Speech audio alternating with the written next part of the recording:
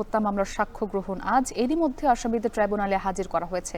শেখ হাসিনা, আসাদুজ্জামান খান কামাল সহ ৩ জনের বিরুদ্ধে ৬ষ্ঠ দিনের সাক্ষ্য গ্রহণ শুরু হয়েছে। এ নিয়ে আরও জানাতে আন্তর্জাতিক অপরাধ ট্রাইব্যুনাল থেকে যুক্ত হয়েছেন রকিবুল রাহাত। চাংখারপুলে হত্যা মামলার সাক্ষ্য গ্রহণ শুরু হয়েছে কিনা জানাবেন।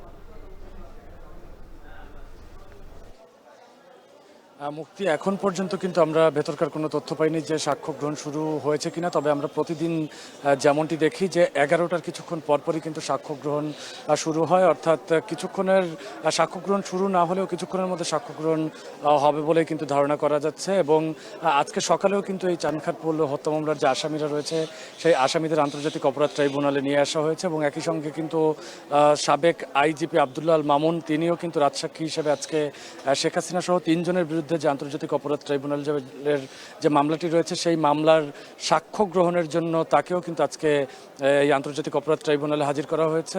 আমি একটু যদি জানিয়ে রাখি, শেখ হাসিনার সহ যে 3 জন রয়েছে তাদের বিরুদ্ধে মানবতা বিরোধী যে 5টি অভিযোগ আনা হয়েছে সেই 5টি অভিযোগের কিন্তু আজকে সাক্ষ্য গ্রহণের 6ষ্ঠতম দিন এবং 5ম দিনের মোট সাক্ষ্য গ্রহণ যে হয়েছে তাতে কিন্তু মোট 12 জন সাক্ষী দিয়েছেন। এবং সেখানে আমরা দেখছিলাম যে সামাজিক যোগাযোগ মাধ্যমে যে বিভিন্ন ভিডিও ফুটেজ, অর্থাৎ আশুলিয়ার মরদেহ পোড়ানোর বিষয়টি বা অন্যান্য আরও যে বিষয়গুলো রয়েছে, সেখানকার যারা সাক্ষী ছিলেন তারাই কিন্তু বিগত যে 5 দিনের যে সাক্ষ্য গ্রহণ হয়েছে সেই 5 দিনের সাক্ষ্য গ্রহণে তারা ভয়াবহ সাক্ষী দিয়েছেন এবং তারা কিন্তু সেই দিনগুলোর যে মর্মান্তিক যে ঘটনাগুলো রয়েছে সেই ঘটনাগুলো আদালতের সামনে উপস্থাপন করেছেন। এবং যেহেতু সাবেক আইজিপি আব্দুল্লাহ আল মামুন তিনি রাজসাক্ষী হিসেবে রয়েছেন, তিনিও কিন্তু এই বিষয়গুলো নিয়ে নানান রকম জবানবন্দি দিচ্ছে এবং যেটি পরবর্তীতে আইনজীবীরা যখন বাইরে আসছে তখন কিন্তু তারা আমাদেরকে সেই বিষয়গুলো জানাচ্ছেন। এবং আজকে আরও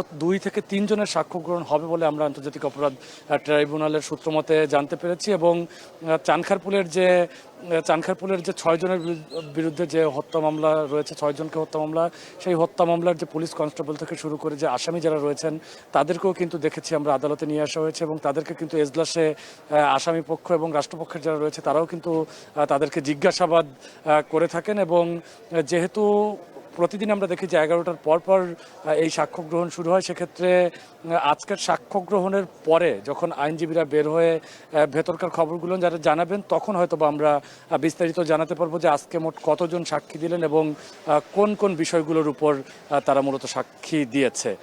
এই ছিল আন্তর্জাতিক অপরাধ ট্রাইব্যুনাল থেকে আমার কাছে সবশেষ। মুক্তি। রকিবুল রাহাত যুক্ত ছিলেন আন্তর্জাতিক অপরাধ ট্রাইব্যুনাল থেকে। Auto thermal technology